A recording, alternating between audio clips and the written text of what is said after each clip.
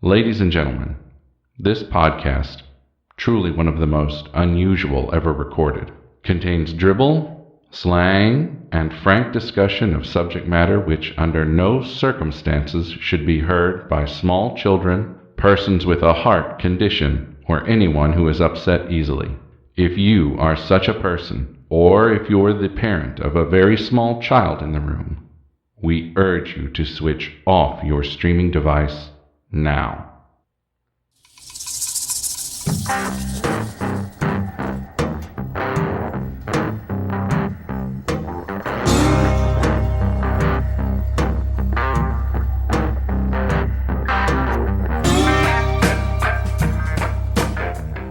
Hey, Jen.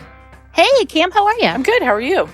I'm doing great. Happy New Year, everyone. Happy New Year. Happy New Year. Yeah.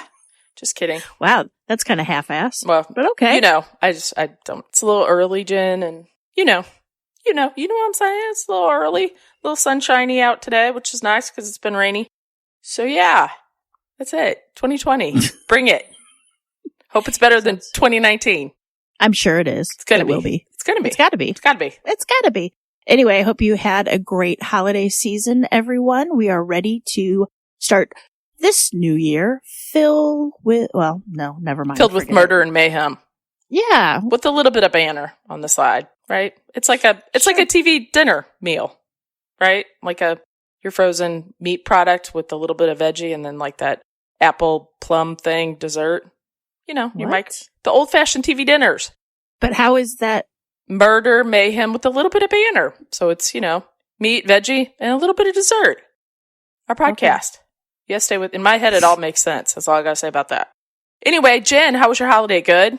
Holiday was good. I'm so glad it's over. I have to suffer. Today is Sunday. We're actually recording it for Wednesday. I'm just excited to hear about your story. So I say, let's just hit it running. Let's go.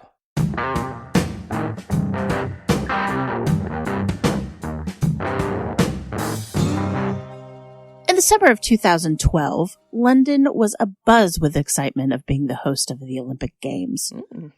Close to 11,000 athletes from over 200 countries flooded the city for what's considered to be the most important sports competition. Over 900 million people globally watched the event.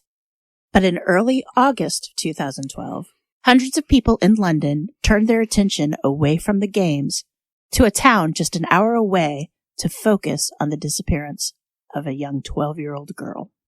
Newspapers reported that Tia Sharp had been staying the weekend with her grandparents. On Friday, August 3rd, about midday, she left their house in New Addington to go to the shops to buy flip-flops in Croydon, which was about 4 miles away from the home. Within 36 hours of Tia's disappearance, over 200 people in the neighborhood would be out searching. Celebrities would tweet info to help spread information in hopes of finding the newly turned 12-year-old. By August 10th, London would mourn the sexually motivated murder of a young, confident, happy child. Oh, I don't know the story. Tia Sharp was born June 30th, 2000, to Natalie Sharp. Now, Natalie was barely 18 by the time Tia was born. That's young. Tia's father, Stephen, had been out of the picture by the time Tia was born. They had had a fight, obviously, and Stephen left. Now, Tia had seen her father on holidays in the past, but in the 2 years before Tia went missing, he had not seen her due to an argument that Stephen had had with Natalie, and Natalie pretty much told Stephen he was not allowed to see Tia anymore. Mm-hmm. Now, at the time of Tia's birth, Tia lived with her mother and her grandmother, Christine. Now, when I say grandmother, you're thinking of the wrong kind of grandmother. Now, Christine was only 16 when she gave birth to Natalie. Oh.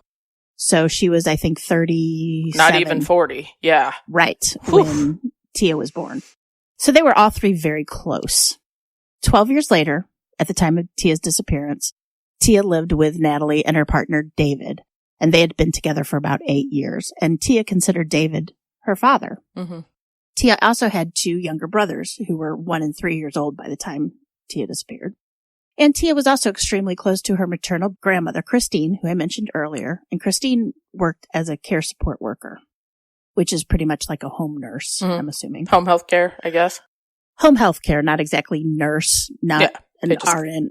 I got you. They come and check on somebody them. there, Mm-hmm. right? Yeah. There's somebody there staying the night or whatever. Now, Christine had a live-in partner. His name was Stuart Hazel. He was a window cleaner, and he was 10 years younger than Christine. You go, girl. Christine had met Stuart in 2002 when she was tending bar in a pub. In 2007, they started dating and moved in together in a little apartment condo type thing in New Addington, South London. Now, New Addington is kind of a financially depressed area. They're not just depressed because they're poor. Mm-hmm. You know what I'm saying? But you know the type of area. It's high unemployment, not a lot of people that have a lot of education, Mm-hmm. many teenage moms. You know what I'm saying. Lower income. Lower income, and it's all good. Everybody's lovely. And it's kind of funny. They were talking about the town, and one of the guys, there was a riot in the area in 2011, and the guy at the pub was saying how close everybody is and how they always fought for everybody, they always fought for their town. And he's like, when the riots happened, everybody came here to the pub to fight for the pub. They didn't want to see anything happen to the pub. Well, thank goodness. Amen, brother. Seriously. I'd go to the pub too. Yeah. I mean, if ever a time you need a pub, it's something like that. Yep. I know. It just made me, screw the schools, but damn it, we've got the pub. God save the pub. Exactly. It just struck me as funny. But anyway, little fact about Stuart. Stuart and Natalie, the daughter, had a brief affair before Christine started dating him. Really? Yeah. Ew. Okay. Yeah. Yeah. Yeah. That shouldn't ever happen. I just think that'd make the holiday dinners a little awkward. That's all. You'd think. Well, it seemed to be perfect here. Now, Stuart did have a history of drugs and alcohol, but Christine didn't let him drink or do drugs when she was around her family. He tended to get quite obnoxious and violent when he drank. And he also had a bit of a past, like 30 criminal convictions, petty theft, and he served 2 different prison sentences, one for dealing crack cocaine and the other one for assault. And he also was pretty racist, and I believe that's what this assault had to do. Oh, like racial crimes. So he would, racial assault. In 2020, Stuart is sentenced to 12 months in jail for carrying a machete. But Christine stands by him and says he's nothing like that at home. And actually, she calls him her gentle giant. The family loves him. He's good with the kids. He's a member of the family. Just a little bit racist. Even though carries a machete. He loves every generation of that family. Like grandkids loved him. Stuart and Christine were head over heels in love. And Tia loved Stuart too. She called him granddad. He came into her life when she was 2. Mm-hmm. So she's the only grandfather she's ever known. So Tia also spent a lot of time with her grandparents in New Addington. She called it a place of peace. She was away from her 2 brothers. What's not to love about that, Yeah. She was born in that house. And she was planning to move in when she turned 16. Now, I believe in England, the school system, you only have to go to 16 and you can get out, and then the other 2 years are considered pre-college or something like that. Oh, I don't know. Here, I'm kind of I don't understand exactly. I think I read that correctly. I could be wrong.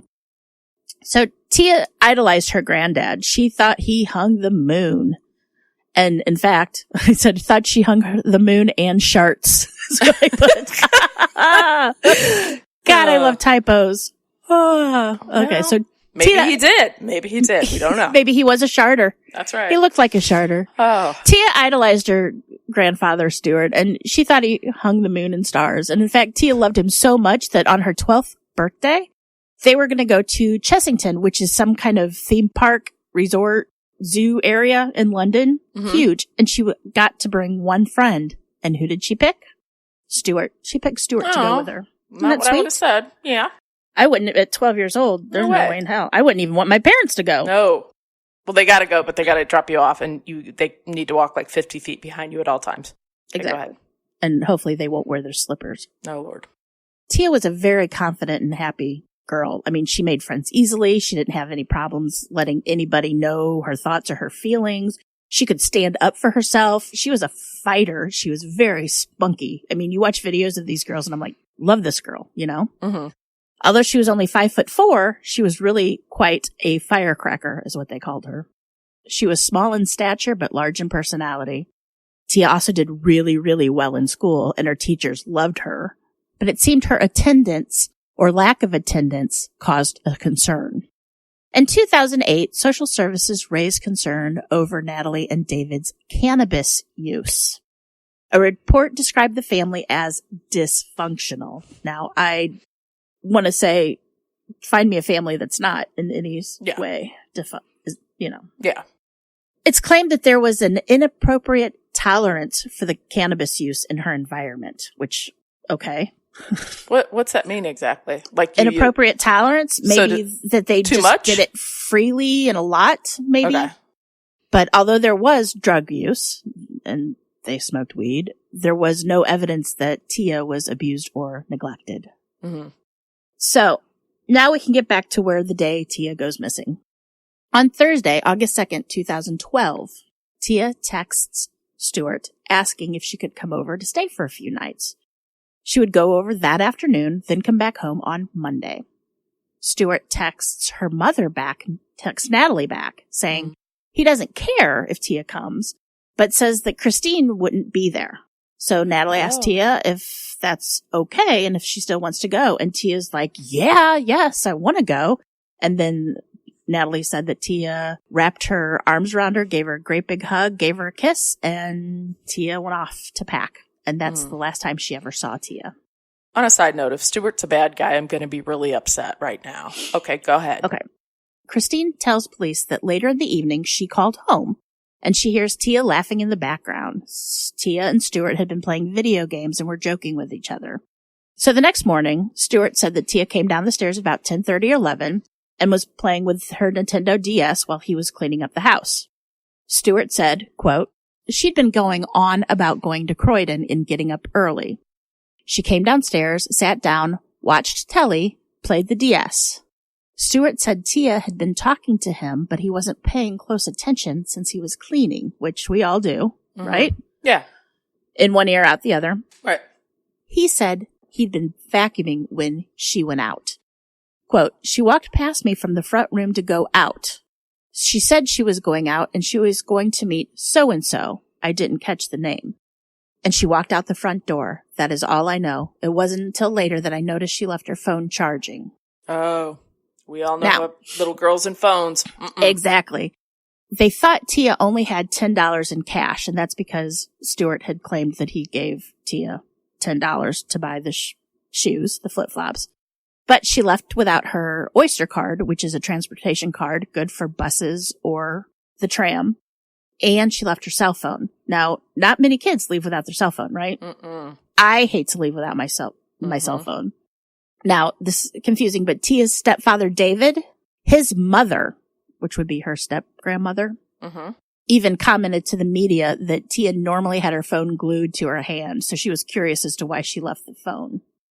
Now, Stuart said that he had told her to charge it and that she must have just left it on the charger and went out. Now, also, Tia going into town wasn't a big deal. She's done it a lot of times before. She was 12. It was only 4 miles. You know, they just wanted everybody to know that it was something that was normal, right? That she was able to do. Around 2:30 in the afternoon, Christine comes home from work. Stuart was alone in the house, laying on the couch watching TV. And Christine asked him where Tia was. Stuart told her that Tia had gone shopping and said she'd be home by 6. When 6 o'clock came around, Tia wasn't home. Christine called Natalie to check to see if maybe Tia had gone home, if she'd seen her, anything. Natalie said, nope, haven't seen her. And then they started to panic. So the family got in the car and started searching the area. And by 10 o'clock in the evening, when it became clear that they couldn't find Tia, they went to the police station. Wow. And they, the documentary I watched, they're like, I know we should have gone sooner, but we just knew we would find her. You don't think that. Like, I've had those panic moments where you lose a kid. Everybody has. Oh, yeah. And, you panic, but you're like, I'm sure they're, hiding under whatever. Oh, yeah. I lost Hadley at a store one time, and she was in the clothing rack. like in those round clothing racks. Yep. Panic, and your heart just, it's horrible. Mm-hmm. I can only imagine what it's like to really. Let's not. Later that same night, police did a quick search through Tia's grandparents' house. And that was about midnight, by the way. They also checked some social media sites along with phone records and Tia's computer. They just wanted to check to see if maybe Tia met up with somebody she shouldn't have, as they're apt to do. But there's no sign that Tia had a boyfriend. She wasn't having any trouble at school. Plus, she had never gone missing before. She was a happy girl. She was happy in her life. Mm-hmm. You know, police were pretty confident that she wasn't a runaway. Thank God, most police would automatically think runaway, right? How many cases have we covered like this, right? Where they she just ran away. Oh, she just ran away. Call us in 12 hours if you still haven't found her. Police believed Tia was taken within moments of leaving the apartment. There had been reports of a white van that had been seen in the area and that had been bothering kids. They had been looking for the van, but they hadn't been able to find it. And Tia's mother didn't believe that she had been abducted. She said that Tia would have fought like mad if that would have happened and would have drawn attention. You never know, though. But yes. You don't. I mean, you'd think, but you would hope. If you're caught off guard, you know. Within 36 hours after it was announced Tia was missing, the media swarmed the house in New Addington and parked right outside Christine's house. The family couldn't go anywhere without having to walk through a sea of reporters that just badgered them and hounded them with questions every day. Was she a really cute little girl? Like this? She was cute and spunky. A media darling thing, you know what I mean? Well, right before there was another incident of a missing girl. So I think that had something to do with it. Got you. I was trying to, I mean, you never know. Sometimes a poor kid goes missing and you never even see it in the news. And then other times, for some reason, it's everywhere all the time. Right. 8,000 leaflets were passed out with a picture of Tia and her description of what she was wearing when she went missing. She was 5'4", slim build, brown hair with glasses, last seen wearing a yellow tank top, gray leopard print leggings, and black and pink Nike high tops. A Facebook page was set up and almost immediately it had over 7,000 hits. And can I tell you, this family, if this happens, I'm sure this happens a lot, but this family had trolls. They had phone calls from people saying that they had Tina or that they had taken Tina and the police were sent there and they were in Scotland and they were just drunk men calling, saying this shit. I mean, that is I don't understand that. I really I don't either. I don't, if they get a thrill off that or what, I don't understand. It's just like Twitter. I know. Twitter infuriates me. It's the same thing. Like, why do that? Like, what are you getting out of that? There was even a woman who set up a Facebook page claiming to be Tia's mother. Why would you do that? Then she said, mentally ill. I'm just a friend and I'm just really concerned. She felt like a daughter. And as far as I know, I don't even know if they knew her or not. They probably didn't. That's the thing. People are sickening. The Scotland Yard Serious Crime Squad was brought on to help look through hours of CCTV footage from the shops and along the way to see if they could spot where Tia might have gone or where she was abducted. Now, from what I've read, London and the surrounding areas is one of the most surveilled area in the world. Did you know this? Why? Just because it's... I have no idea. In London alone, there are more than 500,000 CCTV cameras. Really? Mm-hmm. Just all throughout London. I don't know. You can't do anything if you want to get out. Yeah. The police were able to turn up one CCTV film that showed Tia. Now, this was from Thursday, and it was the day before she went missing. In the video, Tia is seen with Stuart. This is right after she had walked down to the tram and gotten her off the tram. She was seen walking and playing in the aisles and looking very happy. She was smiling and laughing. And after spending 40 pounds on groceries, they left. You can see them walking out of the store. Mm-hmm. And he accounted for that, right? Like, did he say that? Yeah. That's okay. Because this was before she went missing. Okay. Right? That Sunday, police go back into the grandparents' house and they do a 2-hour search. And they then search the woods that are close to the house. Oh, no. And Sunday evening, the family, all dressed in fine Tia t-shirts, they hold a candlelight vigil. And it's oh God, it's heartbreaking. Terrible. By Monday, August 6th, there had been 55 reported sightings of Tia, but she had yet to be found. Tia's stepfather, David, went on TV as sort of like a spokesperson, and he said, "I just want to thank everyone who has come out and been here to help us. I appreciate it so much. I love my kids to bits. Please keep on searching for my girl. The family, he said, were frantic with worry, and it's unthinkable, but you can't help fearing the worst. By Tuesday, August 7th, the newspaper The Sun offered a $25,000 reward for any information on Tia's disappearance. A local shopkeeper offered another $500. The police urged that if anyone sees Tia anywhere or anyone matching Tia's description, to please get in touch with them. That's when a neighbor named Paul called the police and said he had spotted Tia near her grandmother's house. It was about 12:10 and she was walking on her own towards a bus stop. Paul knew Tia. I mean, he knew her and he could recognize her, said that he was really sure that it was her and that he had seen her on Friday. And this was basically corroborating what Stuart had said, right? That she left at about noon, and Paul said that he saw Tia at noon.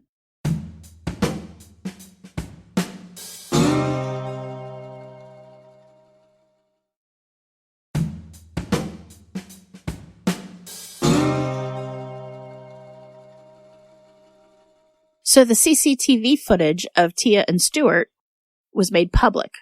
They showed it on the TV. And people started noticing that the clothes that Tia was wearing on the footage was the same that was mentioned as her being last seen in, right?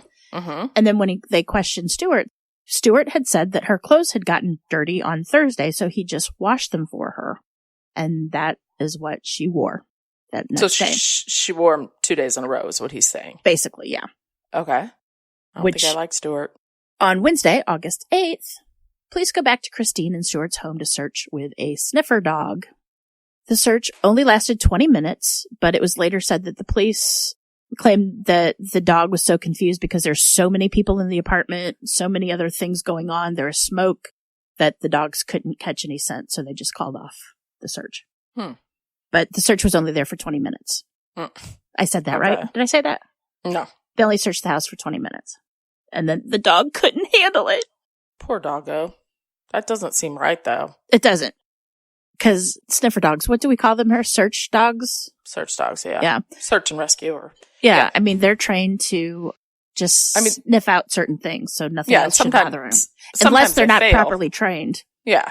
Sometimes they fail, but then they usually kind of take them out of that environment, give them a break, and then put them back. If I'm correct in that, which... We're going to go with that. Let's spread that rumor. More than 80 officers are pulled from their shift from the Olympics.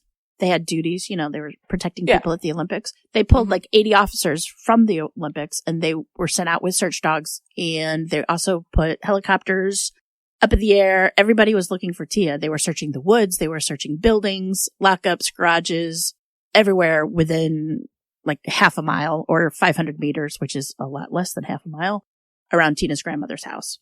So the media, which was constantly in front of Christine's house, I don't think they ever left, they saw two plainclothes detectives take Stuart into the police station for questioning. Now, this was a third time he was taken in, but he was the last person to see Tia, which is normal. And Stuart did all the interviews voluntarily. He never fought. He always went with them. He wanted to do whatever he could to help find Tia.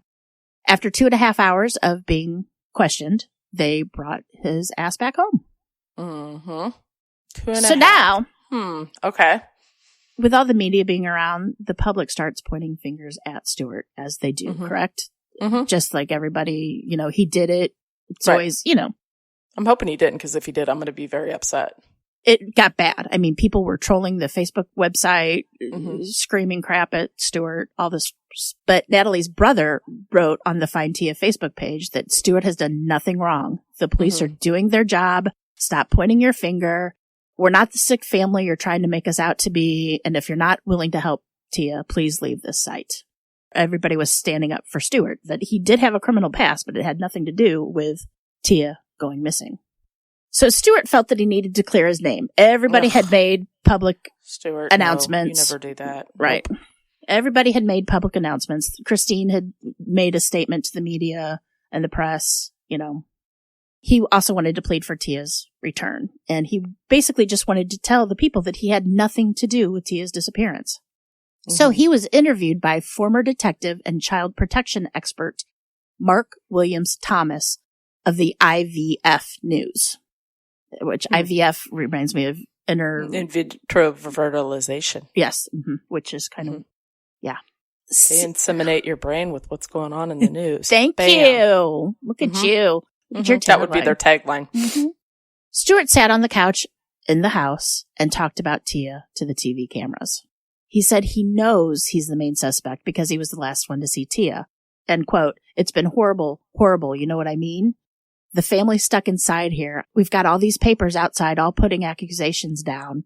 And they ask me stupid questions. Yesterday, like, did you do anything? Well, no, I bloody didn't. Excuse my language, but I didn't. I would never think of that. I loved her to bits." That was his quote. Mark Williams Thomas was not convinced by what he saw, and he knew that Stuart was telling friends that he believed Tia had been snatched by a pedophile. So after the interview in the kitchen, Williams Thomas asked Stuart what he thought happened to Tina, and he replied, "I think a nonce has got her." Nazi? Nonce? Nonce. Nonce. That is British slang for pedophile.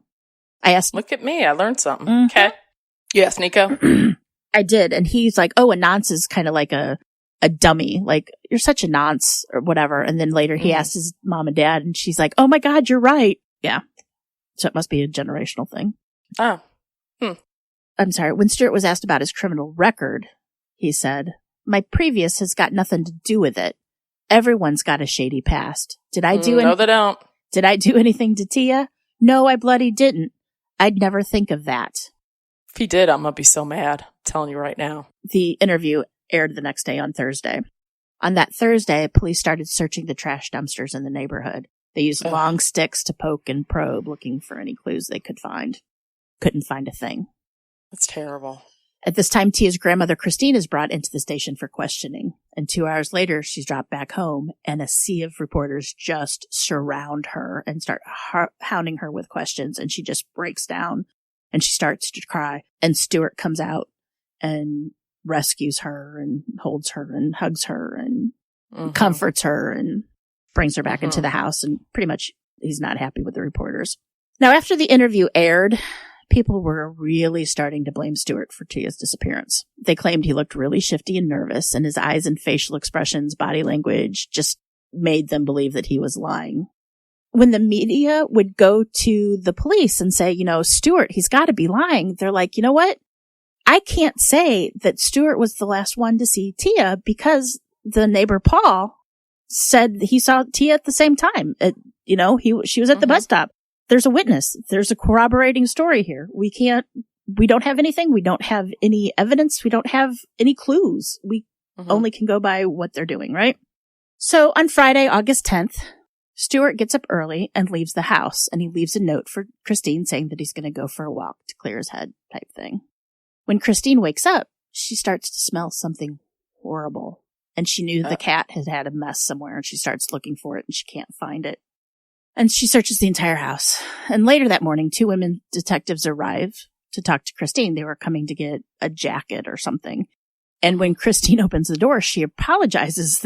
And I thought, this just made me chuckle. She apologizes and tells them that the cat had shat somewhere, but she couldn't find it. And she was really sorry about the smell, right? Oh, that's awful. I know. We've all been there. I mean, it's bad enough you get company when you're not expecting it and your house is messy. But could you imagine having this weird smell and your cat has had an accident and you can't find it? It would be horrifying. And the media's outside, Oh, Lord. Yeah. Tia's house is missing, or, Tia's missing and the grandmother's house smells like cat shit.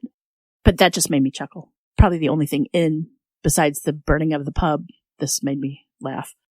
Or when the police walk in, they're just kind of like, you know what? We want to do a house search. Could you please leave? Right? So as Christine stood outside, the media, of course, surrounded her, and they kept asking her where Stuart was. And she commented saying that Stuart was out looking for Tina and, quote, "I don't know where he is. He's out doing his own thing." What? Red flag. Well, she didn't know. He just left her a note. She woke up with a note saying that I've gone for a walk. Yeah. Again, not the media's outside. That's not going to happen. Well, if they leave early enough and they don't see him. Yeah, but you're huddled together. You know what I mean? When a tragedy like that happens, you're usually surrounded by people, and the media, nope. it's never going to go away altogether. Somebody's going to stay there in case they want the breaking news and hope to get it before anybody else. So there's always going to be media there. 30 minutes later, after Christine was asked to leave outside, detectives came out and they left with brown evidence bag. One was marked Duvet. At noon, a German Shepherd was brought in for what police told the media was a prearranged search. And they searched the house for a fourth time. 4 times they searched the house. Mm-hmm. By 1 p.m., police had sealed off the area. By 4:45, it was announced that the body of Tia Sharp had been found, and they were looking for Stuart Hazel for her murder. The police... In the house? Her body was found in the house, yes. What? No. I'll get to that. The police warned the public that Stuart is dangerous and not to approach him, but to call 999. They found Tia's body up in the attic. It had been wrapped in a black bedsheet and then wrapped in plastic trash bags, then taped up and left in the attic, only about 12 feet away from where the family slept. And due to the heat, poor little Tia's body was so badly decomposed that dental records were needed to make sure it was her. It was in the summer in the attic. Was that the smell? Was that the smell? That was the smell. It was not the cat. God, it was that's horrendous. Smell. And also, one of the things I read, a neighbor said that they had just moved in right before, and they kept smelling something weird in her daughter's room, but wasn't quite for sure what it was. But then they had moved out shortly after the smell started. Could you imagine? No, it's awful. And, you know, on the show that I watched, Christine said that when it was announced that they had found a body, that it didn't register that it was Tia's. That she's like, whose body was found? That her son actually had to tell her that it was Tia. I understand that. I totally understand that. Yeah, blank it out. You know, it can't be real. Tia's stepdad said, you know, are you sure it's not an animal of some sort? Yeah. Well, you hope. You hope they have it wrong, you know? Natalie was told that Tia's remains were found when she was at a friend's house, and later that night she watched the TV as the police exited the house with all the bags of evidence and a large hold all, or like a sports bag. It was a body bag. Came outside. She watched all of it come out, even poor little Tia's body. And Natalie later said she couldn't believe Tina was in something that small. Oh, she was a little girl too. Small. 5'4" plus, yeah. Yeah, just young. Ugh. Just after 5 p.m., Stuart was spotted buying vodka in a nearby store. And according to the owner, Stuart said he was drunk and he said, "Help me find Tia. I can't sleep without her." And the owner commented that Stuart was very drunk and he was swaying all over the place. And he kept saying, I'm Tia's granddad and I need to find her. He was crying and hitting his head with his fists. The shop owner didn't realize who it was, and felt very sorry for him. And at one point, he pointed to a poster of Tia and said, "I'm looking for her." And he came in 2 times in less than 10 minutes and bought. And that shop owner never saw the news? Well, because I would think that was a huge news. You would think, but if they're working, I don't know. Yeah, but still. Well, but listen to this. Stuart came in 2 times, less than 10 minutes apart. And in both instances, he bought a half gallon of vodka and a lighter. Like, he was so drunk that he might have forgotten that he bought the liquor, or did he drink it that quick? Or I don't know. Yeah. At one point, when he was at the counter, he turned to an 11-year-old girl who was buying candy, and she was like, she stood behind him in line, and he turned to her and he asked, "Do you know Tia Sharp? And do you know where she is?" And it scared the little girl. And the little girl is the one that actually told the shop owner that he was wanted for murder. After Stuart left the store, he walked up and down the street asking people if they knew where Tina was, and he was crying and going crazy. He'd walk into other stores doing the exact same thing that he did. "I can't sleep without her. Where is she? I'm her granddad. I'm looking for her." The police were called, and finally, when they arrived, Stuart was nowhere to be found. They couldn't find him. So a huge manhunt was... Can't be that far away because he's drunk. He wasn't. But 2 hours later, after dark, well, not 2 hours later, anyway, the police found him using thermal imaging from a helicopter. He had gone into the woods and covered himself with a blanket and hid under a log. Stuart was completely out of it. He was incredibly drunk. The police handcuffed him and brought him into the station. And as they drove away, it took 50 police officers to hold back the crowd of about 100. The crowd was screaming at Stuart, calling him an animal and scum, and some chased the van that they put him in, and some had, when the police was bringing him out, some put their keys in between their fingers, like they were going to punch him and like beat him. I mean, they wanted his blood. Right. And later, one of the onlookers were interviewed by the police, and they said that as Stuart left, they thought it looked like he was crying. Probably was. I'm thinking he was. Police also arrest Christine on suspicion of murder, and they arrest the neighbor Paul for suspicion of assisting an offender. Really? Mm-hmm. He hindered the case. By saying he saw her? Mm-hmm. So he didn't really see her? No, and it's unclear why he actually even said he did. Now, supposedly the two knew each other, but Paul denies that he did it to help Stuart. He probably just wanted that fame. It's because it was an incredibly huge national case. I mean, everybody knew about it, and he might have wanted the attention for it. Now, the public, they're not only outraged by Stuart, they're pissed that the police bungled the entire investigation. I mean, how do you search this small apartment or condo and not find a body until the fourth search, right? Right. Police admitted that it was due to inexperienced police and human error were to blame. Like on the first search, it was dark, and the guy that was sent up there was new. He shined the light and he saw the black bags, but instead of going to touch them or pick them up or anything like that, he just let it go. They were searching for a little girl, a live girl. They weren't searching for a body yet, right? So they went up there and searched and couldn't find anything.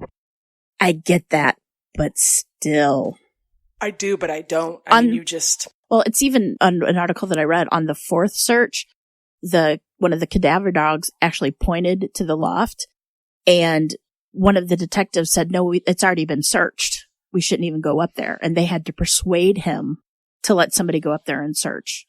And when they did, they saw the bag, ripped it open, and there was Tia's foot. Horrible, right? A retired detective chief superintendent attempted to explain to the press that, quote, the police are so concerned about being criticized that they will not act promptly and robustly like they once did, end quote. The police did end up issuing an apology to Tina's family for not finding the body sooner. I mean, they slept with poor little Tina. Well, and then I got to think, like, why didn't Stuart move her? If they... I think he probably was going to, but the media descended on him so much, he couldn't do it. I mean, it was 36 hours later, he couldn't do it. And I don't know. It just horrible. I mean, he even did that TV interview and she wasn't very far away, up in the attic. That happens all the time. Unreal. Christine was released on bail the following evening, but she was not allowed to be in any contact with any family members. And Christine states that if she would have known that Stuart had hurt Tia, that it'd be a totally different story. Stuart would be dead, Tia would still be at home, and she would be in jail for killing Stuart. Christine. Hindsight's 20/20, though, you know. I know. Well, you'd never think he was so supportive, no, of course not. He didn't bat an eye the entire time. Well, and the whole fact that the little girl wanted to go hang out with them tells me that he had not hurt her previously, or I don't think so, because I don't think she'd want to go over there. No, she was excited to go over there. Yeah. And there was really nothing to say that he was grooming her. You know, the other grandkids loved him too. Like, they all loved Stuart. He never... Did he have a drinking problem? Like, did he get drunk? He did, but he wasn't allowed to drink in the house. Because he was violent, but he wasn't allowed to do that then. Yeah. Right? An autopsy was performed on Tia's body on Saturday. But since the body was so badly decomposed, a cause of death could not be determined. In fact, 2 postmortems were done before they released Tia's body to the family. In both postmortems, nothing was found. No broken bones, no wounds of any kind, no drugs or chemicals in the system. Nothing. They could not find a cause of death. It's still unknown what caused her death. Really? Yep. It's atypical. I mean, no natural disease, nothing. On February 6th, Paul Meehan, the neighbor who reported to the police that he saw Tia on that Friday she went missing, was sentenced to 5 months on the charge of wasting police time. He had to spend 5 months in prison for lying to the police. And that bastard, they would have honed in on Stuart. Yeah. A lot. Wonder why he did that. Like, I wonder what... I saw a picture of him and he looked normal. I mean, it didn't look like he was... You know what I'm saying? Psycho. I got you. Yeah, I mean, he didn't look like what you'd think an idiot would look like, but I'm surrounded by idiots all the time. Who knows? Stuart's murder trial was set for Wednesday on May 8th, 2013, but until the court date, he was kept on a 24-hour watch in a high-security Belmarsh prison. He had been receiving death threats from other prisoners, so he was being kept in isolation on a wing that only housed pedophiles and rapists. Ugh. And he also was trying to commit suicide the entire time. They don't like that in prison, let me tell you. No, they don't. Stuart pleaded not guilty, stating that, quote, he had been playing with her on top of the stairs, but not in a sexual way, and she fell down and broke her neck. He said he then took Tia upstairs to bed, thinking she would get better. He then said that he panicked and didn't know what to do, so he put her body in the attic and covered it with a blanket. Now, we all know she wasn't found with the blanket. She was found in a bed sheet and then 2 trash bags. They said it was wrapped in tape, that it looked like a cocoon. Mm-hmm. So, I got questions. Mm-hmm. Okay. So prosecution at the trial addressed the court, and they said, there are 2 people in the house the night that Tia died, and it was up to the jury to decide if it was an accident or a murder. Mm-hmm. And he also said that the evidence the prosecution would show the jury would be very distressing. So was there signs of sexual abuse or sexual assault, or? The prosecution had evidence that Stuart was sexually attracted to Tia. Tia's death was a result of a sexual attack in which Stuart then smothered Tia. There'd been no evidence of a broken neck or skull fracture during the autopsy. So how did she die? They believe she was smothered, that he smothered her. Oh, that makes sense. Huh. Some of the evidence that they found on Stuart's phone, they found he had been searching child pornography. He had Googled images with girls with glasses and a ponytail. In other words, girls that looked like Tia. Mm-hmm. In the search history, police saw that Stuart had searches of a website that was popular with pedophiles, and other searches included phrases such as, you ready? Mm-hmm. Naked little girlies.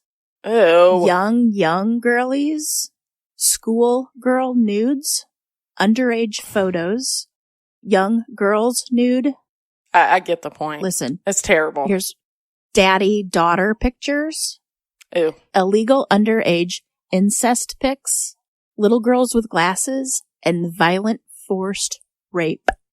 I popped that pee. That's disgusting. And after hearing all of this, Natalie screamed at the court. He's like, I hope you rot in hell. And then they assisted her out of the courtroom. Not because she was in trouble for saying that, but she was, I don't know how she could stand in there. I just couldn't do it.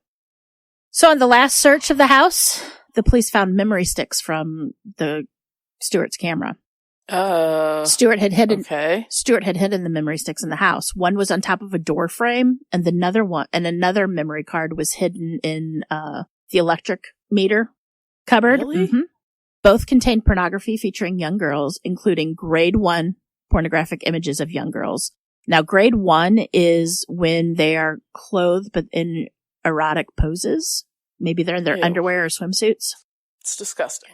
Another 2 of the images featured bestiality.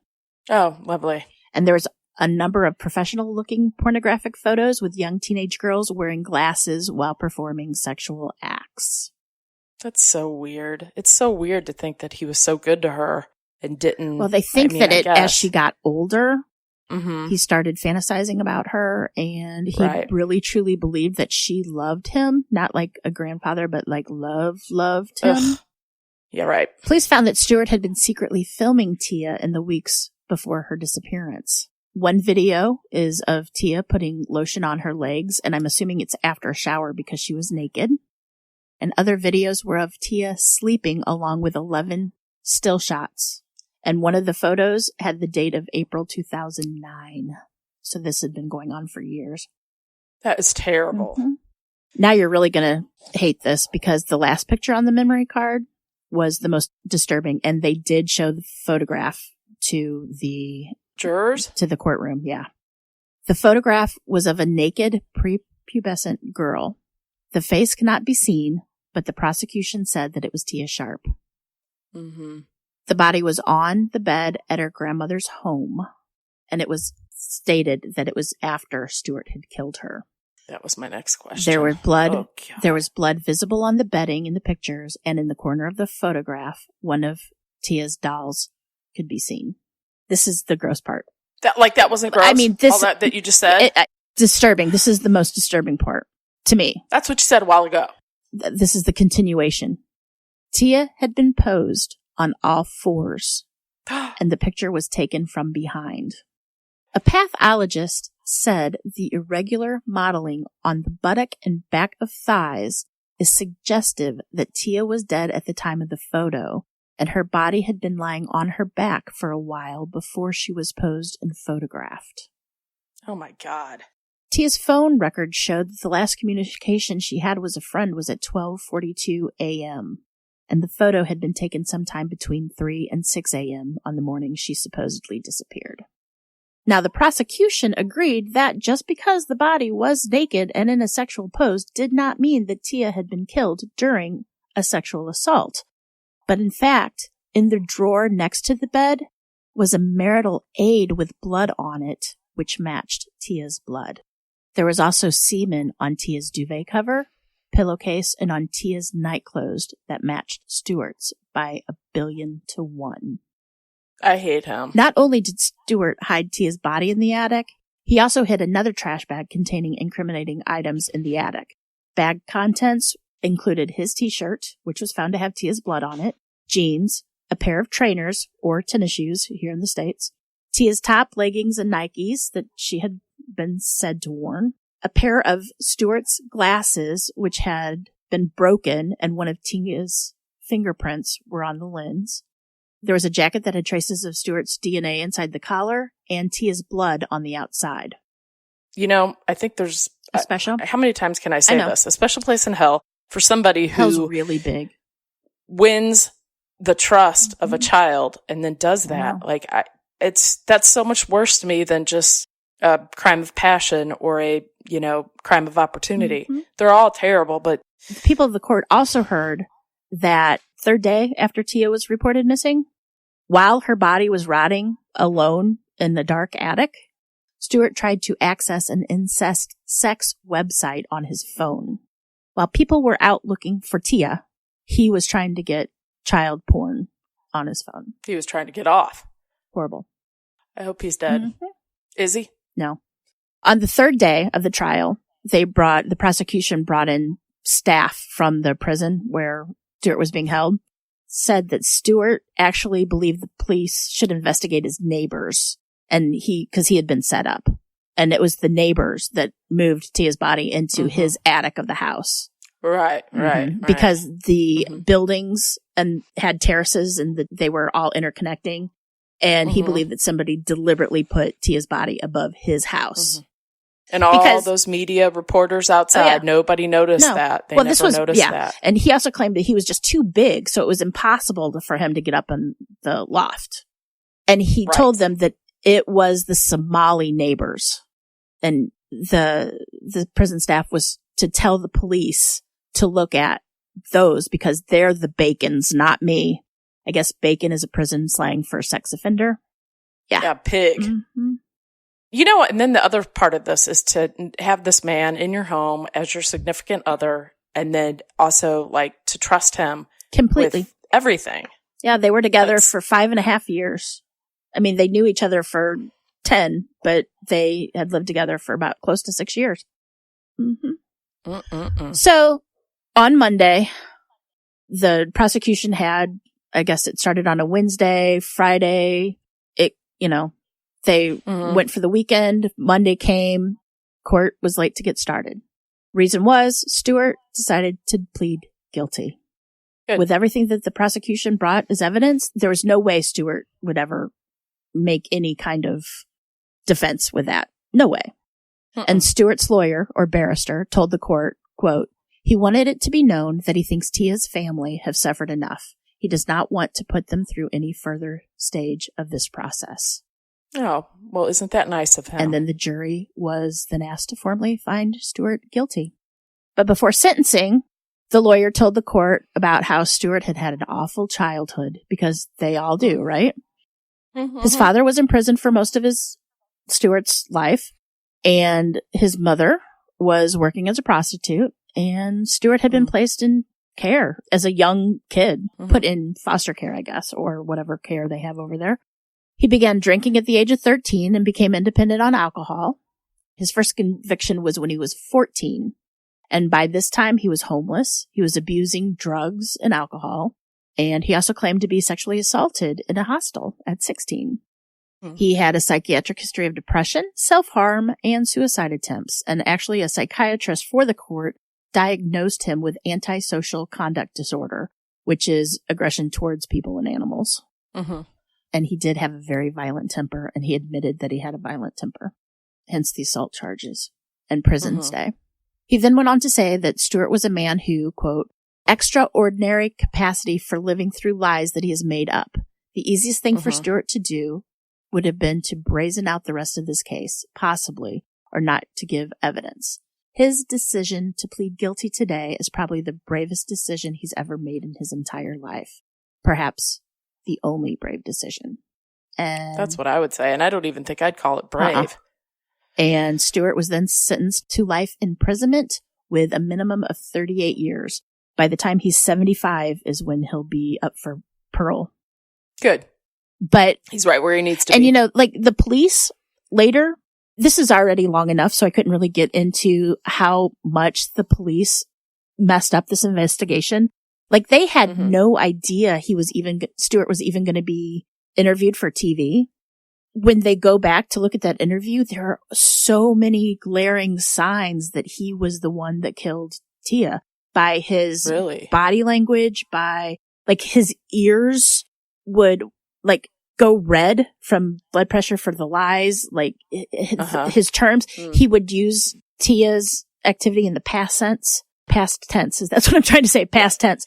I knew what you meant. But yeah, like the police were so, I don't know. I think they always had him as a suspect, but they just couldn't get around the neighbor that saw Tia. But yet she wasn't on any CCTV cameras. Nobody saw her except the one guy. You know? It's just and there had to be people. I mean, it would be a little bit, I don't know, like if I got on a train, like the Metrolink or a bus here, and I noticed a cute little girl by herself, I probably would note that. So meaning that there would have to be somebody else that would have seen her. But if it's crowded, you wouldn't. One person, though. I know. You versus one, meaning like I would think there would be at least somebody else, not just the guy that said he saw her. Well, there was I think upwards of 60 sightings, but only one credible.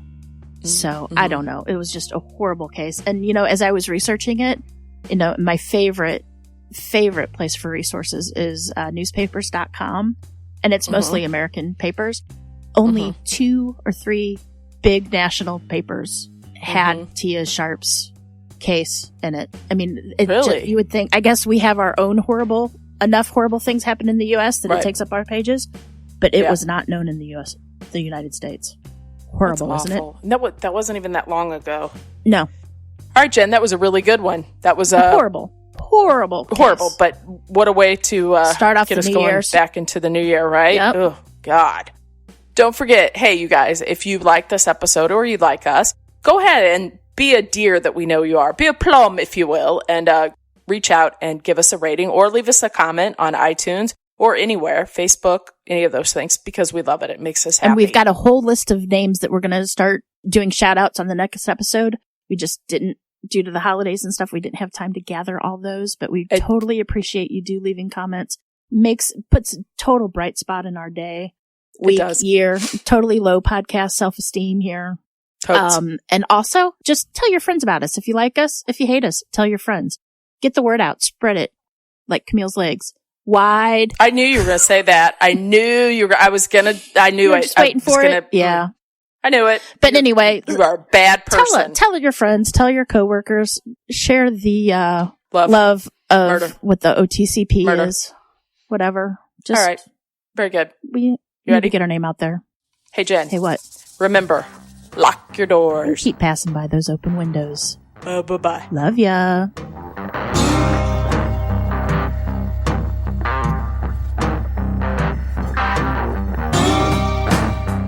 Today's episode was researched and written by me, Jen.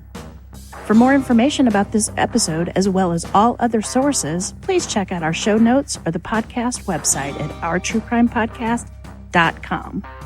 Our True Crime Podcast is developed and created by the hosts, Jen and Cam.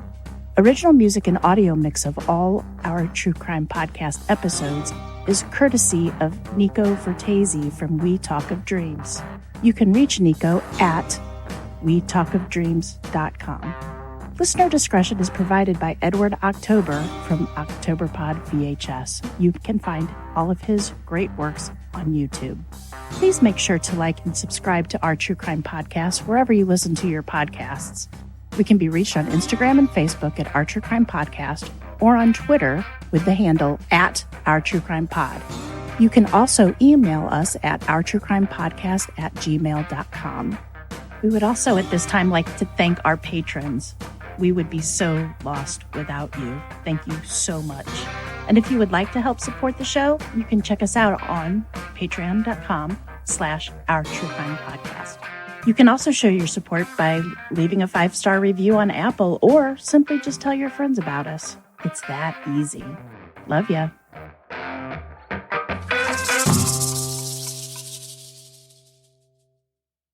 Okay, well, I'll let it stay in your head. Thanks. Because I don't get what you're saying. What was that? The cat? The cat, because the minute I start talking, it knows. She knows. He's an asshole. Oh, that's Buster? Yeah. Buster's an asshole. But he just thinks you're talking to him. That's all. I think that's it. I really do. Like, I think that they think that. It is. They are a little bit like you, where they just think everything revolves around them. It's true. Just that one, though. Well, Yeah. And maybe the dog a little bit, but... Yeah, should we... This sounds bad. I don't think it sounds bad. It's going to be choppy. I told you it's like kind of like swimming again. I forget. You know, I've worn makeup once this entire break. That's crazy. Really? Yeah. I haven't done anything. Well, no, I haven't done much either, except try to get by with my family. That's what I'm saying. I difficult. feel a little off kilter. Like tomorrow I'll wake up and I'll forget like either blush or mascara. Because that's, you know what I'm saying? Like a bit, Yeah. Yeah. All right, you ready? Yep, I'm ready. Are you ready? Are you ready? Yes, I'm ready. Are you ready? Yes, I'm ready. That's all the words I know to that song. Ready to fall in love there you go. With you. There you go. Someone can sing better than the other person, but we'll let everybody else decide who that is. Not very fair that Reggie can sing better than us all. Anyway. There's ready? that. Yes, please. Of 2012. But in early August of Fucking cat. And it's just, if I let it out, then it's going to want in, right? And then it'll be, hold on, let me get rid of her. Don't keep it running though. Keep it recording. Go.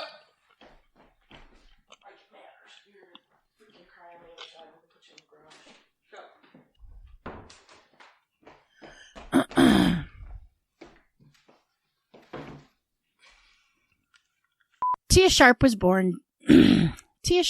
Sorry, Nico. I can't. I had the hardest time getting into the groove of writing this and then getting into the groove of saying it now. That's how I feel awkward. Like, I feel like people are standing and laughing at me right now.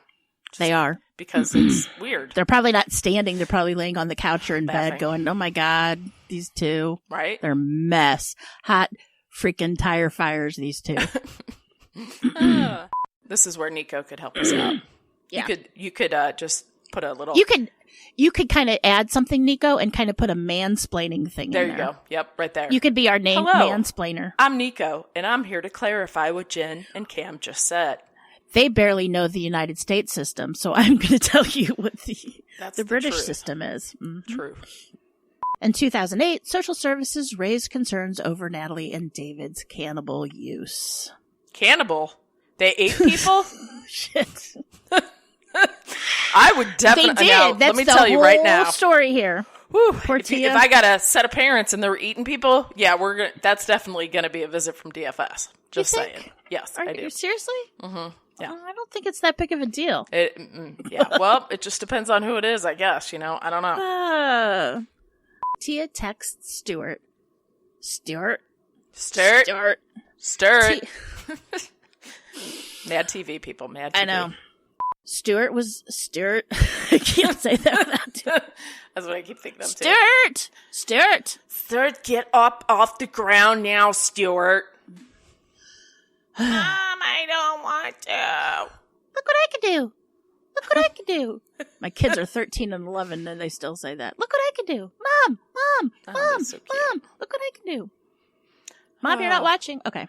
And in the video today on our show, we have a very special video.